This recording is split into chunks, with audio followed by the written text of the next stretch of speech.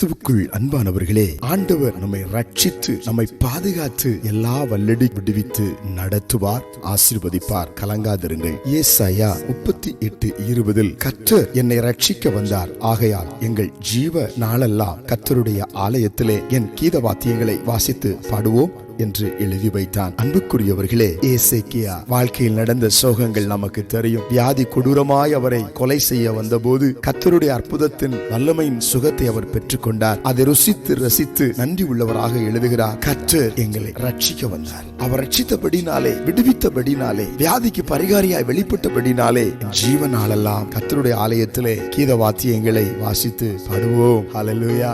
அவரை துதிப்போம், அவரை மகிமைப்படுத்துவோம். உண்மைதான், இக்கட்டு காலத்திலும் ஆபத்து காலத்திலும் நெருக்கத்தின் காலத்திலும் அனுகூலமான துணையா இருக்கிற ஆண்டவர் நமக்கு செய்த நன்மைகள் எத்தனை எத்தனை. ஒருவேளை நீங்களும் இன்று எசேக்கியா ராஜாவை போல கொடிய வியாதினாலோ கொடிய போராட்டத்திலோ நீங்கள் சிறைப்பட்டு வீழ்ந்து போய் கிடக்கலாம். நிச்சயமாய் அவர் வருவார், வந்து உங்களை தூக்குவார், மார்போடு அணைப்பார், முத்தமிடுவார், சுமப்பார். உங்களுடைய பிரச்சனைகளுக்கு பரிகாரியாக அவர் வெளிப்படுவார். அவர் ஜீவனுள்ள தேவன். சோர்ந்து போகாதிருங்கள். நீங்களும் தேவாலயத்தில் சாட்சியாய் நிறுத்தப்படுவீர்கள், கீத வாத்தியங்களை இசைத்து பாடுவீர்கள். ஆமென். ஜெபிப்போம். எங்கள் பரலோக பிதாவே, இந்த காலை நேரத்திலே கடினமான சூழ்நிலையில் உம்மை நோக்கி பார்த்து புலம்பி அழுது கண்ணீர் வடிக்கிற மக்களுக்கு இப்பொழுது அற்புதம் செய்ய வெளிப்படுகிறதுக்காய் ஸ்தோத்திரம். இயேசுவின் நாமத்தில் ஆமென்.